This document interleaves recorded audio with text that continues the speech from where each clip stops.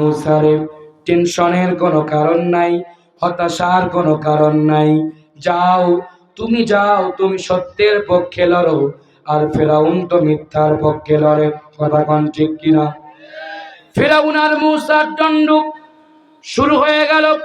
আল্লাহ রাব্বুল আলামিন মূসাকে জানান দেন, ও মূসা রে, টেনশন করো না, আমি ফিরাউন রে কেমনে শায়েস্তা করি দেখো। আল্লাহ রাব্বুল আলামিন যদি চাইতেন ফিরাউনকে আসমানে তুলে জমিনে ফালায় দিতে পারতেন কি পারতেন না? আরো জোরে কোন। জমিনে তুলে আসমান থেকে জমিনে ফালায় দিতেন, কিন্তু আল্লাহ রাব্বুল আলামিন তা করলেন না। আল্লাহ বললেন, ফিরাউন রে, ছোট বাচ্চা যেমন পানিতে পড়ে মারা যায়, তোরে আমি ওই পানিতে ফালাইয়া দ্বিতীয় কায়দায় মডেল চেঞ্জ করে আমি আল্লাহ তোরে চুবায়া চুবায়া মারবো। কথা কোন ঠিক কিনা? আমরা দেখেছি ছোটবেলায় ছোট বাচ্চা কোনো ঘটনাক্রমে যদি পানিতে পড়ে ছোট বাচ্চা মারা যায়, বড় মানুষ সচরাচর মারা যায় না। কারণ বড় মানুষ তো বুঝে যে এখানে গেলে আমাকে সাঁতার শেখা লাগবে। আপনার ঠাকুরগাঁর মানুষ কথা না বলে বুঝি না, সাঁতার শিখতে হবে, তখন মানুষ সচরাচর পানিতে মরে যায় না। কিন্তু আল্লাহ তাআলা ফিরাউনকে কোথায় চুবালেন? হ্যাঁ, বললেন, আমানতু আমানাত বানু ইসরাইল, হে বনি ইসরাইল, মুসার আল্লাহ তোমার সাথে আমি দিয়েছি পাল্লা, একটু ছেড়ে দাও না। আল্লাহ কয়, তুই ছিলি বাঁকা, আইসো পানির নিচে একা, খাবি এবার চুবা। ও পানির ফেরেশতারা, পানিতে আইসে কারা? বলে পানির নিচে বসবাস করে ফিরাউনের চেলা চামুন্ডারা। আল্লাহ কয়, ধর, ইচ্ছা মতো চুবানি দিয়ে ওর জীবনটাকে তছনছ কর। কথা কন ঠিক কিনা? ফেরাউন আমাদের দেশের নব্য ফেরাউন, লেডি ফেরাউন। কি ফেরাউন? লেডি ফেরাউন, ভার্সন চেঞ্জ। মিশরের ফেরাউন ছিল ছেলে, আর বাংলাদেশের ফেরাউন ছিল মহিলা। কথা না বলে ওই তরিকার লোক আপনারা। আরো জোরে কোন ঠিক কিনা? আরো জোরে কোন ঠিক কিনা? আইফোন 13 প্রো ম্যাক্স, এটা নতুন মডেল। আর আগে 2010 সালে যা এসেছে শুধু আইফোন ফোন, কিন্তু একে ভার্সন চেঞ্জ। কথা কন। ওই ফেরাউন চাইছিল তার রাজত্ব আমি আর ছাড়বো না। এই লেডি ফেরাউনও চাইছিল চেয়ারে চেয়ার থেকে উঠবো না। বুঝা যায় ওরা আর এরা একই তরিকা।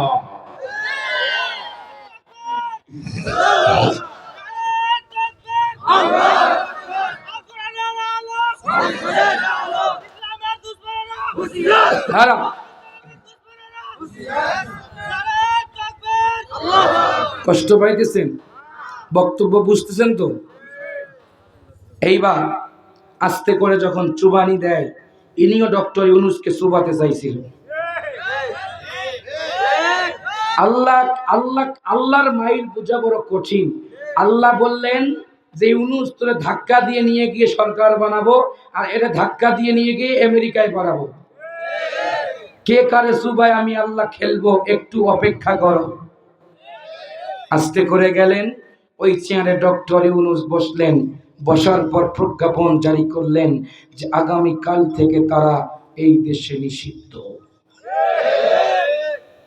তারা চেয়েছিল এদেশের 20 শতাব্দীর শ্রেষ্ঠ দল একামতে দিনের কর্মীদেরকে মায়ের কোল থেকে টেনে এনে ক্রস ফায়ার দিয়ে হত্যা দিত, ফাঁসির কাস্তে ঝুলিয়ে মেরেছে। বেশি দূরের কথা নয়, আপনাদের এই ঠাকুরগাঁও সন্তান দিলওয়ার শিবিরের কেন্দ্রীয় সভাপতিকে রিমান্ডের পর রিমান্ডে নেওয়ার কারণে 52 দিন পর্যন্ত অজ্ঞান ছিল, কোনো কথা বলতে পারে নাই।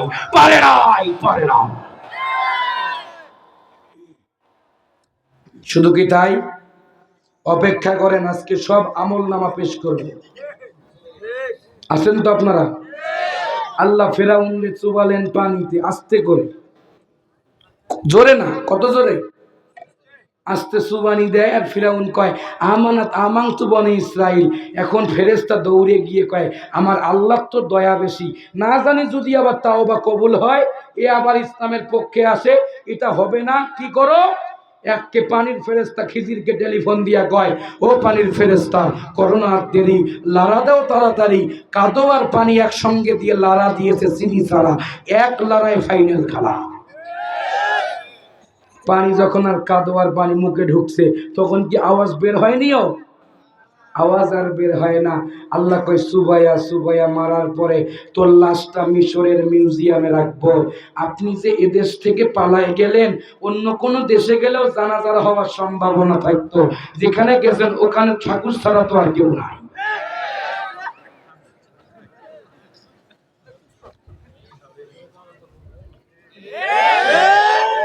না, ওখানে গেলে উলুধ্বনি আর ঠাকুরের রাম রাম রাম হরে হরে হরে।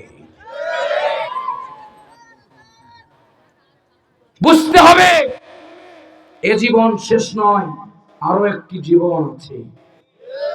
আজ ক্ষমতা পেয়েছি বলে অপব্যবহার করে মায়ের কোল থেকে সন্তানকে টেনে এনে ক্রস ফায়ার দিব, AK-47 দিয়ে হত্যা করব। একজন বাবাকে ক্রস ফায়ার দিয়ে হত্যা করে মায়ের আর্তনাদ কেমনে প্রকাশ করব? এটাই জীবন শেষ নয়, আরো একটি জীবন আছে। ক্ষমতা পাইলেই ক্ষমতার অপব্যবহার করবেন না, করবেন না, করবেন না।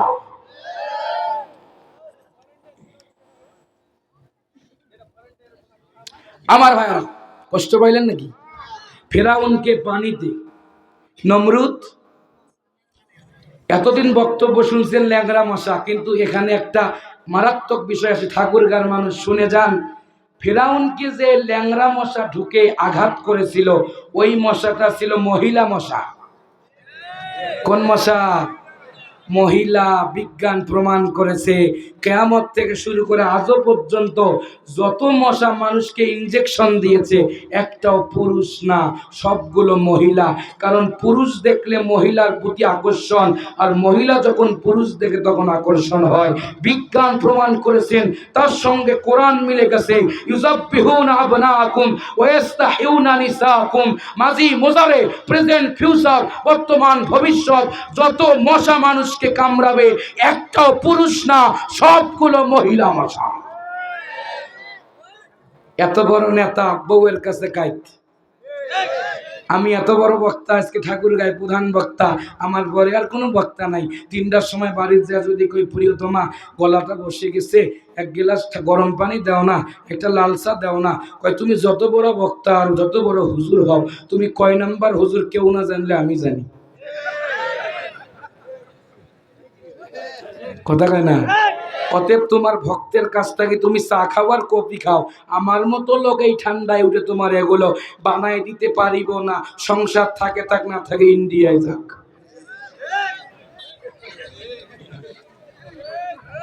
কথা কয় না? এমন ঘটনা মনে হয় ঘটছিল নাকি? কান লাগান, আস্তে আস্তে বলি, ধীরে ধীরে শোনেন। আছেন তো?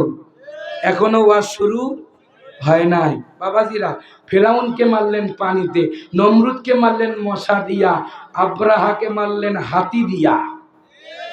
কি দিয়া? আমার ভাইয়ারা, এইবার যখন শুরু হলো, আব্রাহা কি কায়দায় আল্লাহ রসুলের কাবাকে মিথ্যা কাবা বলে যখন তিনি নিজে কাবা বানালেন, আর জাতির লোকদেরকে বললেন, জাতির লোকেরা এই কাবার গোলামি করো, এটা হলো আসল কাবা, ওইটা মুহাম্মাদের আল্লাহর কাবা হলো নকল কাবা। আল্লাহ রাব্বুল আলামিন আর দেরি করলেন না, ও যখন হাতি নিয়ে আসলেন, আজ আসল কাবা ভেঙ্গে দিয়া সবগুলোকে তছনছ করে দিব, সবগুলো বিলীন করে দিব। আমার আল্লাহ রাব্বুল আলামিন আসমান থেকে এমন বিমান পাঠালেন, এমন তৈর পাঠালেন, এমন হেলিকপ্টারের ব্যবস্থা করে দিলেন। আমার আল্লাহ রাব্বুল আলামিন সেই হেলিকপ্টারের পাখার মধ্যে আটলান্টিক মহাসাগরে একবার যদি সেই বোমটা পড়ে যেত, পানিগুলো একদম সরকার হয়ে যেত। আল্লাহ রাব্বুল আলামিন ছোট্ট একটি তয়ারের মধ্যে ছোট্ট একটি হেলিকপ্টার পাখি আবাবিলের পায়ের দিকে, আবাবিলের ডানার দিকে 3 টুকরো পাথর দিয়া আল্লাহ রাব্বুল আলামিন চিরতরে আব্রাহাকে ধ্বংস করে দিলেন। তাহলে যুগে যুগে বোঝা যায় কি হচ্ছে রে ভাই।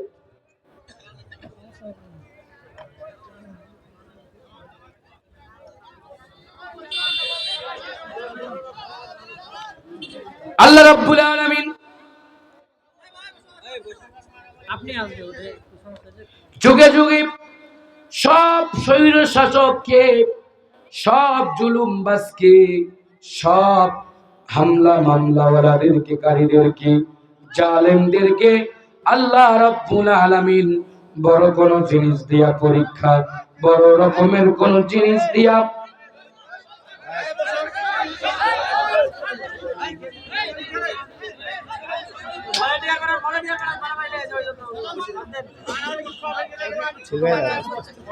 আচ্ছা বাবাজি আপনারা বসেন, মুরব্বীরা উঠতেছেন কেন?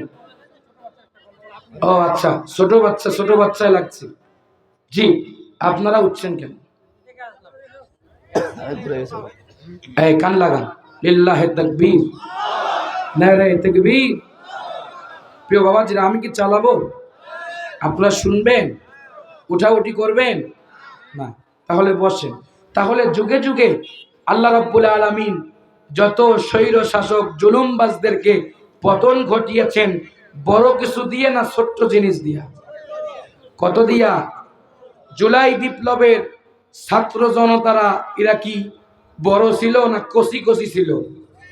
হ্যাঁ, আল্লাহ তৈর পাঠালেন আবাবিলের মতো, বাতিলের সঙ্গে মোকাবেলা করলেন। ঠিক একই টাইমে বাতিল পালায় যেতে বাধ্য হলো। এখান থেকে শিক্ষা নেন, যুগে যুগে ইসলাম বিরোধী, কোরআন বিরোধীরা টিকসই হয়নি, হবেও না, টিকসই হতেও পারবে। সম্মানিত ভাইয়েরা, এইবার আসুন, আল্লাহ রাব্বুল আলামিন তার নবীজিকে বললেন, দোস্ত গো, আর মক্কায় থাকা চলবে না, এখন মদিনায় চলে যান। তাফসিরে কুরতুবিতে আসছে, তাফসিরে রুহুল মানিতে আছে এই ঘটনাটি। আমি যে সূরাটি তেলাওয়াত করেছিলাম, এই সূরাটির শানে নজুল হচ্ছে কোন সময় নাজিল হয়ে গেল। ইবনে আব্বাস থেকে বর্ণিত, বিশ্বনবীজি মক্কা থেকে মদিনায় হিজরত করবেন। যদিও সূরাটি মাক্কি, কিন্তু মদিনার সঙ্গে মিশ্রণ আছে। আল্লাহু আকবার। আল্লাহর নবীজি এইবার চলে গেলেন, বাড়ি থেকে বের হলেন।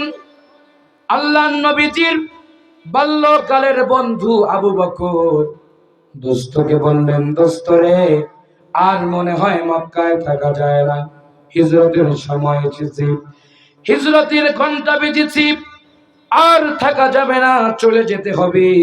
দাওয়াত শুধু মক্কায় না, মদিনায় দেওয়ার দরকার আছে না নাই?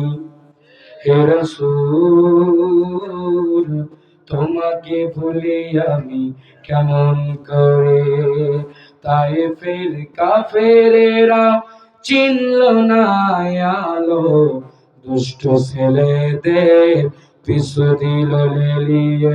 হে রাসূল, তোমাকে ভুলি আমি কেমন করে। বিশ্বনবীজি এইবার যখন চলে গেলেন, মসজিদে নববীর কর্নারে রাসূলুল্লাহ সাল্লাল্লাহু আলাইহি সাল্লাম বসে আছেন। কিতাবের মধ্যে আসলো 5 জন নেতা, আবু সুফিয়ান সহ, আবু জেহেল, আবু সুফিয়ান 2 জনের নেতৃত্বে 3 সদস্যকে সাথে নিয়ে আল্লাহ রাসূল নবী মুহাম্মদ রাসূলুল্লাহ সাল্লাল্লাহু আলাইহি সাল্লামকে 5টা জিনিসের লোভ দেখানো হলো। জোরে বলেন কয়টা? 5টা জিনিসের লোভ দেখা হলো। এটা আমার কোনো বানানি কথা নয়, কয়েকটা কিতাব খুললে আলোচনাটি পেয়ে যাবেন। ও আল্লাহর বান্দারা, ইতিহাস ঘাটলে আলোচনাটি পেয়ে যাবেন। আল্লাহর নবীজি বসে আছেন, পরক্ষণেই তারা কাগজে লিপিবদ্ধ করে আবু সুফিয়ানের নেতৃত্বে তারা চলে গেলেন। যাওয়ার পরে এই প্রস্তাবগুলো পেশ করলেন, আমি কি এই বক্তব্য দেব নাকি এখানে মোনাজাত দিব? পাঁচটি দিলেন।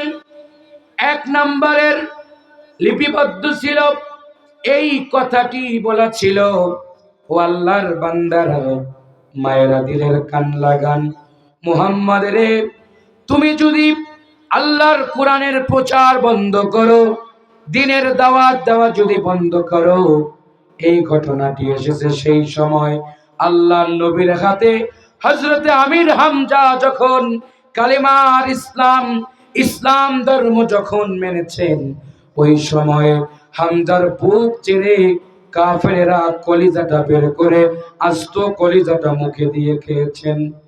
কি নির্মম পরিবেশ সৃষ্টি হলো!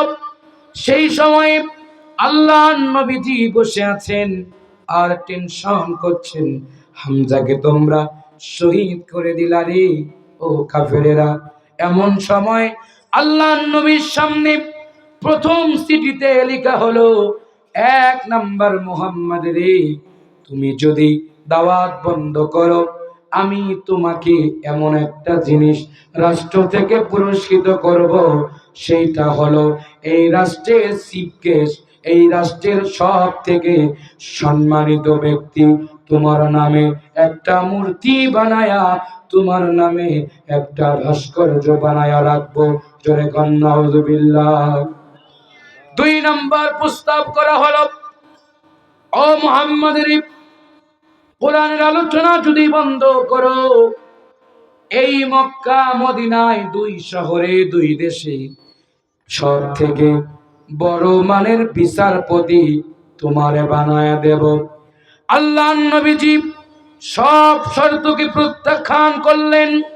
আমি বিচারপতি হতে চাই না, আমি বিচারপতি হয়ে মানুষের অন্যায় ভাবে বিচার করতে চাই না, এগুলো আমার লাগবে না।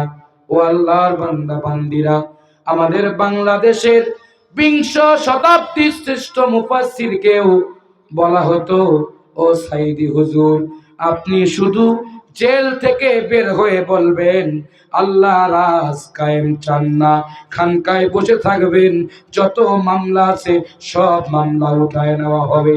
আল্লাহর কোরআনের পাখি সাইদি হুজুর বলেছিলেন, আমি যদি এই কোরআন রাজ কায়েমের জন্য